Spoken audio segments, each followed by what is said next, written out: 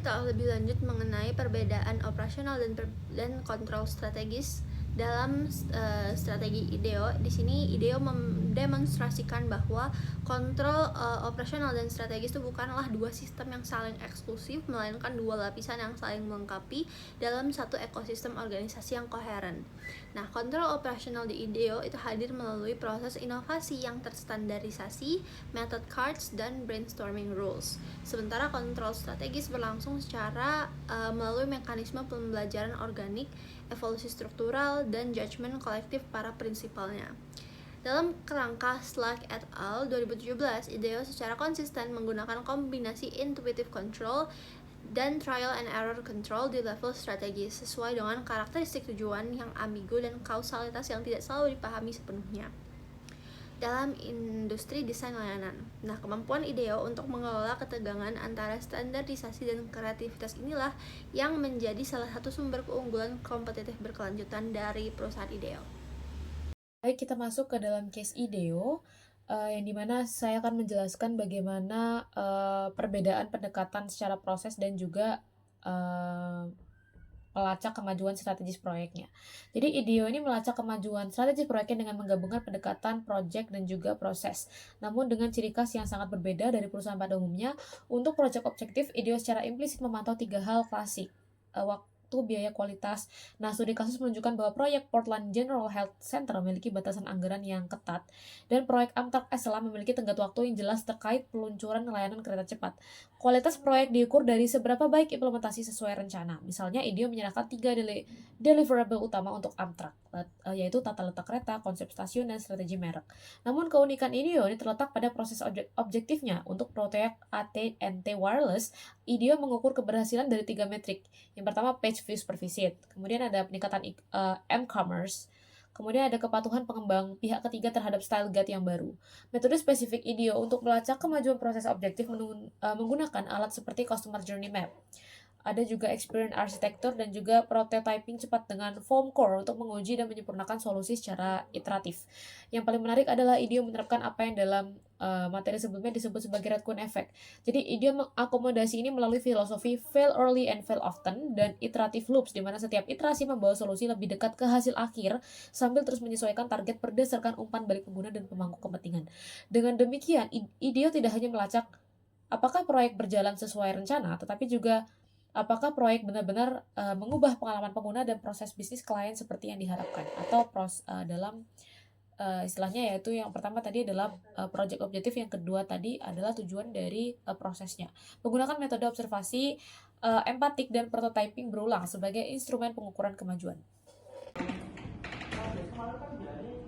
Selanjutnya saya akan membahas case tentang pengendalian risiko dalam proyek IDEO.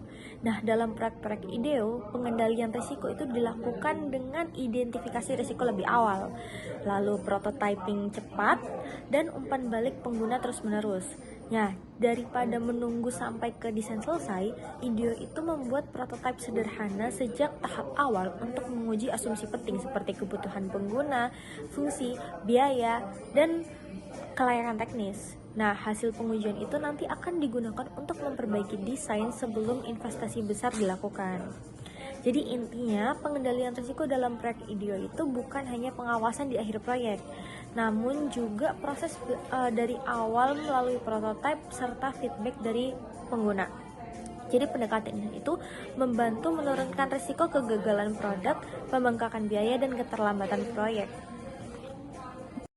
Dalam studi kasus IDEO design, kita bisa melihat implementasi nyata dari konsep single loop dan juga double loop learning. Di single loop learning berfokus pada deteksi koreksi kesalahan demi mencapai target yang sudah ada tanpa mengubah asumsi dasar. Di IDEO terjadi dalam siklus iterasi taktis dan juga pembuatan prototipe cepat. Seperti pada proyek kereta Acela milik Amtrak, IDEO membuat market interior gerbong bahan foam core yang menemukan bahwa letak penyimpan bagasi menghalangi pergerakan atau pintu toilet sulit dibuka. Jadi langsung diganti, di mana tim mendesain variasi layar terbuka menggunakan guntingan kertas. Ketika pengguna bingung menekan tombol navigasi, tim segera memperbaiki alur layarnya. Namun, konten IDEO terletak pada double loop learning, sebuah proses pembelajaran mendalam yang berani mempertanyakan kembali tujuan. Dalam proyek Amtrak, mandat awal klien sangat sempit, hanya mendesain kursi kereta. Namun, melalui observasi IDEO, melompat ke double loop double loop learning yang menyadari bahwa perjalanan konsumen adalah sebuah ekosistem utuh yang terdiri dari 10 langkah sejak merencanakan perjalanan hingga tiba di tujuan. Mereka berhasil mengubah paradigma yang dari sekedar perusahaan penyedia gerbong menjadi penyedia pengalaman.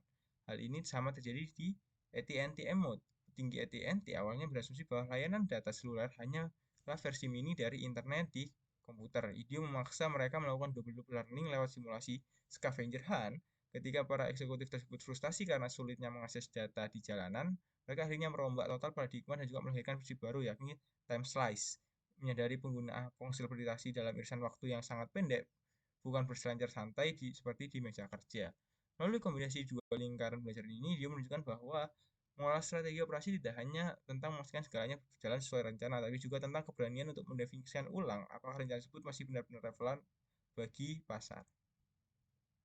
Oke, baik, selanjutnya saya akan menganalisis manajemen stakeholders pada proyek IDEO. IDEO itu menempatkan manusia sebagai pusat inovasi. Nah, mereka itu mengelola 3 stakeholders utama untuk menjamin keberhasilan desain layanannya. Stakeholders yang pertama itu adalah pengguna akhir. Jadi tim IDEO itu turun langsung ke lapangan untuk melakukan observasi secara langsung. Nah, mereka merekam aktivitas pasien dan staf medis untuk menemukan masalah yang tidak terlihat di permukaan. Lalu stakeholders yang kedua ada klien perusahaan. Jadi IDEO itu mengajak eksekutif klien untuk ikut serta melakukan observasi. Pendekatan ini menyelaraskan pemahaman klien dengan realitas kebutuhan pengguna di lapangan. Lalu stakeholders yang terakhir ada tim internal multidisiplin. Jadi IDEO itu menggabungkan desainer, insinyur, dan ahli perilaku. Kolaborasi 3 ini tuh menghasilkan sudut pandang yang beragam untuk merancang solusi yang komprehensif. Nah, sinergi ketiga stakeholders ini membuat IDEO mampu merancang layanan fungsional yang berempati tinggi. Baik, pada bagian kali ini kami akan membahas rekomendasi untuk proyek Portland General Health Center, di mana fokusnya adalah untuk menerapkan semua konsep monitoring, kontrol resiko, dan pembelajaran serta stakeholder ke proyek rumah sakit. Yang pertama adalah jenis kontrol yang tepat, di mana proyek ini membutuhkan intuitif kontrol dan negosiasi kontrol, karena tujuannya tidak sepenuhnya jelas, pengetahuan prosesnya tidak lengkap, dan banyak stakeholder dengan kepentingan yang berbeda. Selanjutnya adalah pelacakan kemajuan menggunakan balance scorecard versi IDEO, disertai dengan perspektif dan matriksnya. Bagian selanjutnya adalah pengendalian resiko, baik itu untuk resiko eksternal, internal, beserta strateginya, yaitu prevention, mitigasi, dan recovery. Bagian selanjutnya adalah pembelajaran menggunakan double loop, di mana pertanyaan yang harus diajukan adalah apakah meningkatkan pengalaman pasien di ruang tunggu itu cukup atau perlu mendesain ulang alur perawatan secara keseluruhan seperti ketika mereka mempertanyakan desain kursi Amtrak. Nah, pada bagian selanjutnya adalah manajemen stakeholder. Di sini terdapat dimensi stakeholder, power, interest, hingga strateginya. Dan yang terakhir adalah rekomendasi metodologi spesifik untuk Copeland, mulai dari customer journey mapping untuk seluruh pengalaman pasien, menggunakan extreme user interview, prototyping cepat, melibatkan staf rumah sakit, dan menggunakan be a patient method untuk memahami alur administrasinya. Nah, pada kesimpulannya, proyek ini adalah ujian apakah proses IDEO yang sukses di transportasi, perbankan, dan telekomunikasi ini dapat ditransfer ke layanan kesehatan. Dengan kontrol intuitif, double loop learning, manajemen stakeholder yang cermat, IDEO ini memiliki peluang yang besar untuk sukses, sama seperti ketika mereka pertama kali memasuki service design melalui Amtrak.